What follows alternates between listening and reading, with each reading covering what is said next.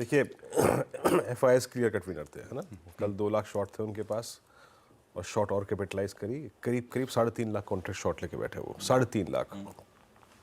12,436 करोड़ रुपए की कैश की सेलिंग, लगभग 10,000 करोड़ रुपए का इंडेक्स बेचा, 67,000 कॉन्ट्रैक्ट लॉन्ग काटे और लगभग 91,000 कॉन्ट्रैक्ट शॉर्ट किए। 87% सिस्टम में शॉर्ट हाँ, वापस। 3,55,000 कॉन्ट्रैक्ट शॉर्ट है। इवन DIs निकला, आप देखें सेल के 3318 करोड़ रुपए का। आशीष, ये ना चार्ट्स पे एक शॉकर जोन है, इसमें ट्रेड नहीं कर सकते आप, फ्रेंकली स्पीकिंग, क्योंकि कॉल राइटर्स ने, इन्हीं FIs ने बहुत स्ट्रॉन्ग ग्रिप जोन, जिस जोन पे ली है और बेस यहाँ से आपका बहुत दूर है। कल का इंट्राडे लो क्या था आपको मालूम है? Exactly 200 day exponential moving average, exactly. जरा प्लीज FIs के वो चार्ट्स लेके आइएगा जो डायग्राम मैंने भेजे हैं। 3,55,000 शॉर्ट और एग्जैक्टली कल का जो लो था जब भाषण में थे कार्यक्रम में 21,275, वो 200 डे एक्सपोनेंशियल मूविंग एवरेज है। और कॉल राइटर्स का जोन जो है वो है 22,500। आशीष मैं ना थोड़ा सा आपको लेवल से समझाता हूँ कि कैसे एक बार पिरामिड्स लेके आइएगा। 22,500 की कॉल बिकी है और 22,000 की कॉल बिकी है, ये 2 स्ट्राइक्स बिकी है। अनसर्टेनिटी में ट्रेड नहीं करना चाहिए, याद रखिएगा। अनसर्टेनिटी में जब आपका रेजिस्टेंस बहुत दूर हो, बेस बहुत दूर हो, ट्रेड नहीं करना चाहिए। आशीष, जब ये रेजिस्टेंस के लेवल आएंगे ना, जरा इसको क्लियरली देखिएगा पहले। 22,050, 22,260, ये देखिए कॉल राइटर्स आपके कहाँ कहाँ पर है। 22,000 पे पहले करीब करीब 41 लाख का, उसके बाद 22,500 के आसपास है। रेजिस्टेंस की प्लेट लेके आइए, थोड़ा सा मैं समझाता हूँ। देखिए मेरे ट्रेड रिकमेंड करना मुश्किल है, बट प्लीज़ RS1 को देखिएगा। 22,050 पहले कॉल राइटर्स और ये है 100 डे एक्सपोनेंशियल मूविंग एवरेज का जोन। आशीष, 100 डे एक्सपोनेंशियल मूविंग एवरेज, ये अगर कटा तो स्विंग टुवर्ड्स 224,810, 5878 आ सकता है। वो क्या है? A journey from 100 day to 50 day ऊपर की तरफ। बट आशीष, मैं ट्रेड अमूमन तभी करता हूँ लॉन्ग जब 50 डेमा के ऊपर स्टेबिलिटी आ जाए।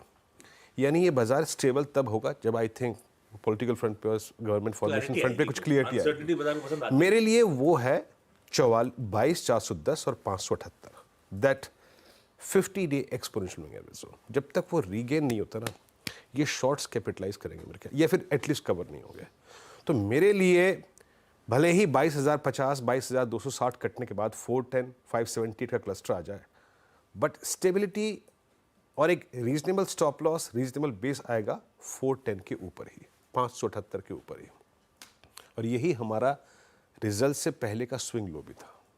तो comfortable trajectory to get long वो वही हो गया आशीष। उससे पहले छोटे मोटे पुलबैक आ सकते हैं, गिफ्ट निफ्टी भी ऊपर है, बट याद रखिएगा इस जोन में कोलैप्स होने का फियर बहुत है। 2 ही सर्कमस्टेंसेस में स्टेबिलिटी आएगी, या तो बाजार फिर कोलैप्स हो, फिर कल के लो को टेस्ट करे 200 डे एक्सपोनेंशियल मूविंग एवरेज, वो मैंने बेस पे मेंशन किया हुआ है 710, 550, उसके बाद 275। यहां से वी शेप रिकवरी पे बिलीव मत कीजिएगा। Either you will sustain about 410, 578, तब जाके बाजार स्टेबल होगा, शॉर्ट कवरिंग आएगी, तब लॉन्ग ट्रेड पिक कीजिए, या फिर बाजार को 200 डेमा के आसपास आशीष इस पूरी उथल पुथल में एक बेस क्रिएट करने दीजिए। और बेस है करीब करीब 21275, 110 और इवन 550, इसके आसपास थोड़ा सा कंसोलिडेट करने दीजिए, बेस बनाने दीजिए, तब लॉन्ग के बारे में सोचेंगे। But as of now Ashish 2 ही केस है लॉन्ग के लिए, either we get closer to 200 डेमा या फिर 410, 578 के ऊपर निकल जाए। उससे पहले फियर ऑफ कोलैप्स परसिस्ट करेगा।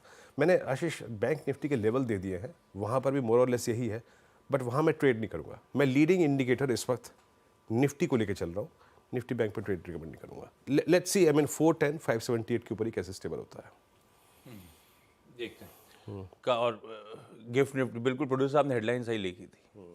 गिफ्ट निफ्टी दिखा जरूर रहा होगा, किस हद तक सस्टेन कर पाएगा मार्केट। खुलने देते हैं, वीरू होंगे, अनुज होंगे, बातचीत होती रहेगी। सबसे बड़ा जिसने इंस्टीट्यूशनल ग्रिप ली हुई है ना मार्केट पे इस वक्त, अब वो 10,000 करोड़ का कैश छोड़ रहा है, इंडेक्स पे 3.5 लाख कॉन्ट्रैक्ट शॉर्ट लेके बैठा है।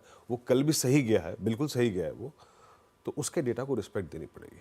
जब तक वो अपनी सब्सटेंशियल शॉर्ट ना कवर करे, ये बेस, बाजार अपना बेस नहीं ढूंढेगा आशीष।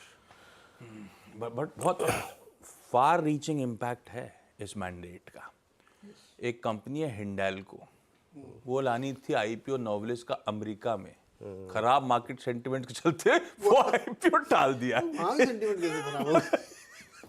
तो भाई साहब मूड थोड़ा सा बिगड़ा हुआ है।